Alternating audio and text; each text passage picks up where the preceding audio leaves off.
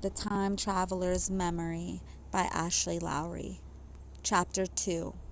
The Blue Foundation. This is only the beginning, not only the beginning of me, but the beginning of we.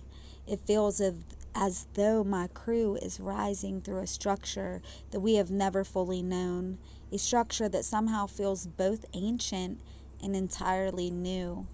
Perhaps we have always been here waiting beneath the layers of forgetting until the moment arrived when we could embrace the remembrance and it could finally emerge. Maybe that is why the smoke has cleared, not so I could escape this world, but so I could see it. So I could recognize the travelers who came before us, those stories that echoed through history in fragments, symbols, songs, and through the silence. They left footprints that were never meant to be worshipped. They were meant to be remembered. The first current was always blue, blue like the horizon before the dawn, blue like the deep waters, blue like the space where silence becomes creation. That foundation feels alive within me now. Although the architecture of the old world still exists around us, I sense new mechanics beginning to awaken from within it. The old framework is still visible, but something beneath it has started to move. The wheels turning again. New tones seem to ripple through everything. Light feels different. Sound carries weight I never noticed before. Even the skies appear to breathe within another rhythm. Whether these changes belong to this world around me or in my own inner perception or both at once, I cannot fully say 100%, but what I do know is that I feel called to embody them rather than merely observe them, to live them, to drive them, to become responsible for the life I am creating. Perhaps this is what sovereignty truly means. Not domination, not separation, but remembering that the deepest authority begins within. Regeneration follows naturally from this remembrance. Sometimes I close my eyes and I watch an entire mirror unfold inside of me. It reflects a dream, yet it feels more real than waking life. I wonder whether memory itself reshapes us, not only our thoughts, but the way we inhabit our own bodies.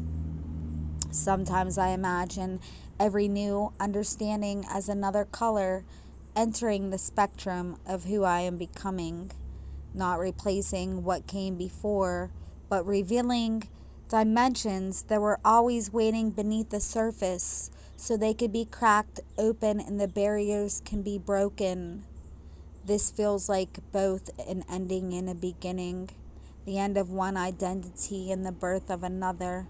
I remember how many times it felt as I had crossed invisible lines, how many seasons it took to arrive at a single new day, yet every new day somehow carries every yesterday within it. Nothing is truly discarded. Everything becomes part of the living architecture of the present. Tomorrow is only an idea. Now is the place where creation happens. Now is where memory becomes action. Now is where love becomes structure. Love, I am beginning to believe, is not merely comfort. It is the force that allows opposites to meet without destroying one another. It is the paradox that allows endings and beginnings to exist at the same time in the same breath. Perhaps that is regeneration, not escaping death, but discovering that every ending feeds another beginning. At the center of every circle is stillness. Around it moves the storm. Perhaps we are both. Perhaps every human being carries both the quiet center and the transforming winds.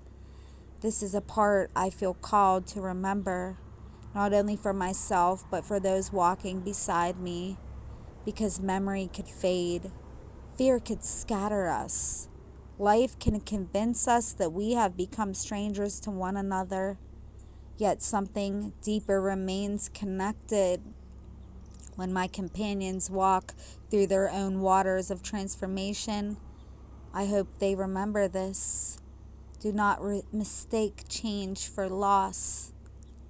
Do not mistake uncertainty for failure.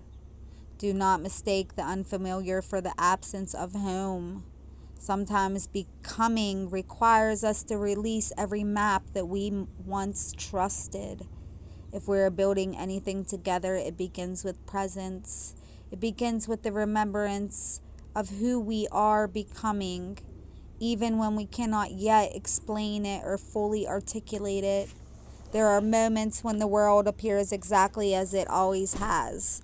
The same roads, the same sky, the same faces, and yet everything feels different, as though the machinery beneath reality has quietly shifted into another rhythm. Perhaps this is not the end of the journey. Perhaps it is the first true moment of the arriving.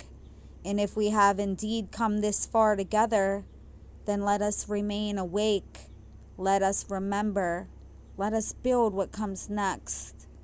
One breath, one choice, one living moment at a time.